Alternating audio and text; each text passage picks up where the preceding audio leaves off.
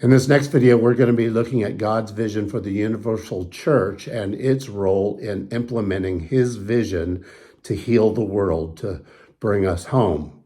You may be surprised, if you know the church at all, that he would choose the church in order to help him implement that vision. Well, we are too. Surely he could have found a better organization, one not so full of self-righteousness and pride and hatred and division, right? Well, the version of the church that you might be envisioning isn't the vision for the church as God intended it.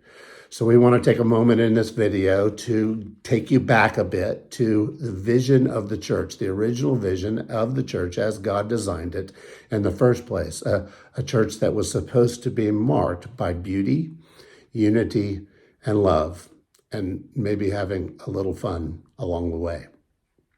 When Jesus was sent by God to defeat sin and evil and death, he gathered an unlikely group of people, prostitutes and tax collectors and plain old fishermen, to follow him and be his representatives and agents to the whole world, to share about who they knew him to be and what he's done, and to continue the work of God's vision to heal the world to home. They do that by telling the world that Jesus came to forgive them, by caring for the poor and the oppressed, and by fighting evil and its injustices, and by telling them that ultimately death would not be the end of the stories once God's vision for the world is complete. These peoples he called disciples, or simply followers of Jesus, people who long for the vision of home to come true and trust that Jesus has done everything necessary to make it happen, and who want to be part of the solution in this world, not part of the problem.